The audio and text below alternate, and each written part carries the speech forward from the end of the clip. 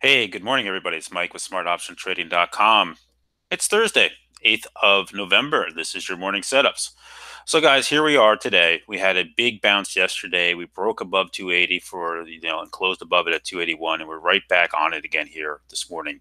And pretty much, not much going on overnight. Futures are mostly quiet. And today is Fed Day, right? So at 2 o'clock today, we have a Fed announcement. That typically means any activity today will take place in the first 90 minutes to 2 hours of the day. And then around 11:30, we go quiet until about 2 o'clock. And then we'll see if there's anything coming out. I will tell you there's not much expected from the Fed today. There's no rate increase expected. What is expected is everybody's going to focus on the language. What's more intriguing to me is how the market is just not reacting some of the news coming out of the White House. Sessions out, looks like Rosenstein's out, and the possibility that Mueller could be exposed here or left hanging. And the market just seemed to yawn it off, which I think is just real interesting here to me. So we'll see how that plays out. Um, today. So let's just go here and start looking at some stuff and let's go right to everything. So basically ES today, looking at it really again, right to the 100-day, stop cold, look like the SPY is right on the same page, right? A little bit of down something here, nothing much. Crude, we had more big builds. Crude is just kind of going down. Like right now, you look at this, the slope is down, the path is down. Okay, so if it breaks below, it's probably going lower. And this makes the energy stocks a very tough play here at this point. Bonds again, up a little bit, but the path remains down. If the Fed is very hawkish today, these should get killed some more. If they're dovish, they could bounce back. So we'll see how this plays out. And gold has been the hedge, but not acting special. And this is what's driving a lot of people in gold nuts. This was a big wake up engulfing candle on big volume after a long downtrend, right? And for 3 weeks plus now, right? Basically, almost in a month, we've gone almost 4 hours sideways and gone absolutely nowhere. So, look how tight the Bollingers are getting again. So maybe that move's coming. Maybe it's not. I don't typically play gold. I was using it a little bit during this sell-off, and we'll see where we go from here. All right, so let's jump up and look at some things real quick. First of all, like we always do, the put to call neutral. We're in a good shape here today. Nothing, we'll worry about. We're not overheated on the put to call. This is good. That means that they could make a bullish move if they want to without an issue. What is a problem, and this is where I'm trying to work this back and forth, is the oscillator is ungodly hot. We're over 212. This is the NYMOT. This checks the New York Stock Exchange. We have not seen a signal like this in a year, right? We haven't gotten this hot. We are screaming hot. Typically, we get up here, we get a big drop on this somehow, some way, right? Typically, like when we get these big down moves, we get something up. So that's hot, and then you look at the one for the New York Stock Exchange, which is the NAMOT, I'm sorry, the Nasdaq, and that's up at 191. That's screaming hot too. These are all entering into the danger zone, and this is a problem, guys. And this is where I'm trying to debate whether this is important or not, because sentiment is still washed out, right? Sentiment is still washed out here on everything. If you look at the CNN fear and greed index, for example, you can see sentiment is just still absolutely lower down there, washed out. And even when you look at the, I hate the freaking ads. Stop. There we go. All right. Even if you look at the, sorry about that. Even if you look at the SPY, right, and you go looking at it and you say, okay, let's talk about the SPY here. RSI is only 56, right? Well, that says we got plenty of room to run here if we want to here on the SPY, right? You can see that. So, we're not in any type of danger zone here on any of this stuff, but the oscillators are hot. So it makes me say you need to be careful here a little bit. Don't just blindly chase. We'll see how this plays out. That said, I think, the market sentiment is still horrible and set up for a move. Now, let's go here to SPY today. We've come a long way from 259 back to 280, and yesterday's move is big and puts us a little bit extended off the 8-day, right? So we're back above almost all the moving averages now, except for the 150-day, which are dead ahead, and we're above this 280 area, which was an important spot.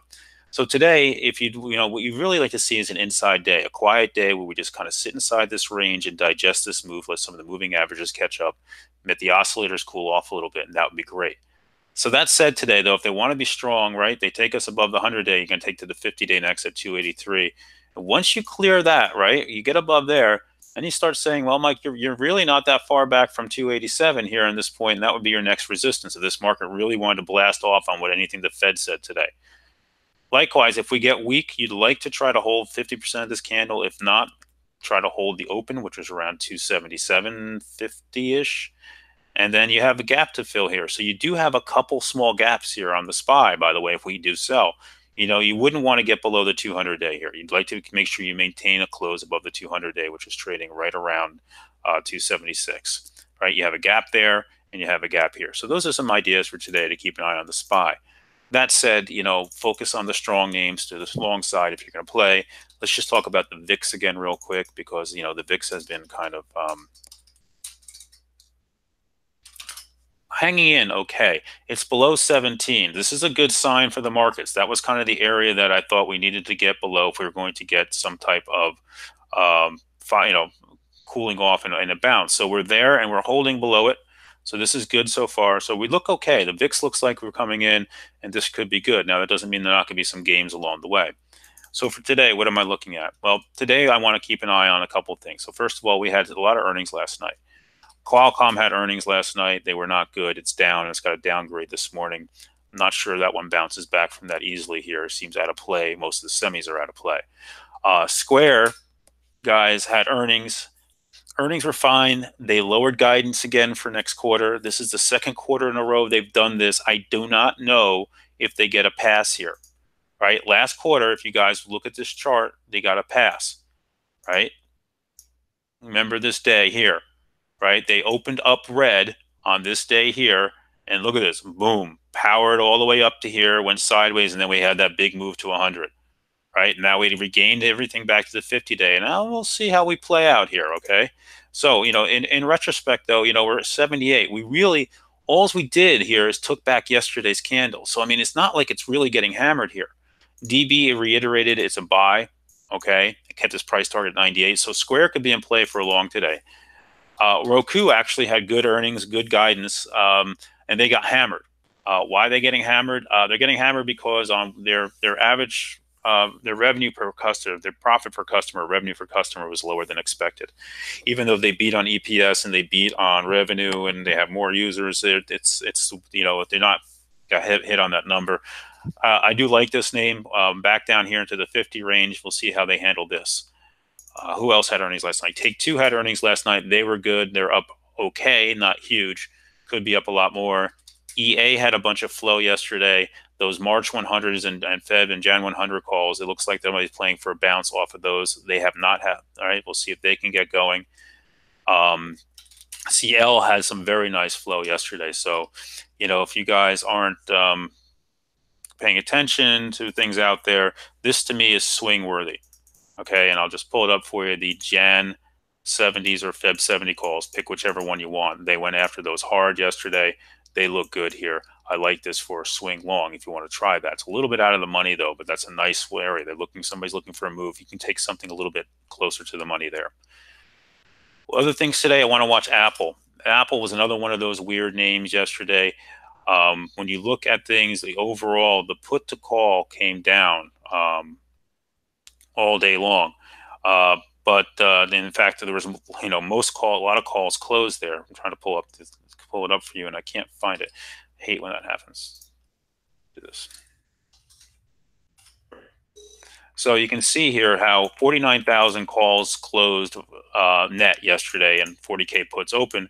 And then there's this line right here, the 13,000 Apple November 23rd, 215 calls. And, I watched them all day long, and it was really, really hard to tell what was going on there. First of all, Apple went ex-dividend today, right? So the divvy has come out of it here, right? So this morning, right? So we have to take a look at that. Dividend came out. If the market's strong, I would give Apple a try. So this is a lot of ex-divvy flow yesterday too. All right, so you can see that. But, we'll see how that played out. You see how mixed it was. They stuck. I'm not 100% sure how many were bought or sold to open. So we'll keep an eye on that. So Apple looks good. My swing ideas here now, if the market's strong, are Netflix. I'm looking at Netflix, maybe some of some December 400s or something up in that range for a swing. I'm looking at Boeing calls for a swing long. Boeing looks good here, as does CAT as well. These are things that are on my list today to keep a look at. Um, Obviously, AMD yesterday gave some nice trades. Got stopped dead at the 8 and the 21 day, right? You can see that right to it, stopped dead, didn't quite finish filling this gap. This gap goes to 22.75. So we did not get there yesterday. We got to a high of 22.22. So, this is another one potential for a finished gap fill today if it wants it. And these are kind of my ideas for today, guys. And with the Fed today, I'm going to take it easy. Maybe the banks are in play early. Banks have been tough lately around Fed day and Fed decisions, so I want to be careful there. But overall, we'll keep an eye on things. So I'm going to put this out there for free today. If you guys like what I do or what I'm saying to you guys, feel free to check me out at smartoptiontrading.com. Come in and click on find out more. If you're looking to learn how to trade or have somebody walk over trades with you, I do offer mentoring. But mostly what I do is real-time option flow. I do videos like this every morning, the morning setups video. Do a nightly recap video of the best action for if you're a swing trader and you can't follow me through the day. That's will tell you what I like moving forward and what I'm doing throughout the day. I do a weekly subscriber mentoring webinar tonight at 6 o'clock where we spend a half an hour or so going over stuff and learning that I can't teach during the day. And I'm live for 3 hours a day. So I have a little chat room. You guys pop in. I'm usually live from 9 to 9:30, from 10:30 to around 12:30, and then 3:15, 3:30 to the close. Anyway, if you're interested, $25 a month, $100 a month after, cancel anytime through PayPal. You'll get all the option flow and everything I'm doing on my private Twitter feed throughout the day, including news and events and what I like, and you'll get real-time information. Thanks for listening this morning. Hope everybody's doing good. For my subscribers, I'll see you live at 9.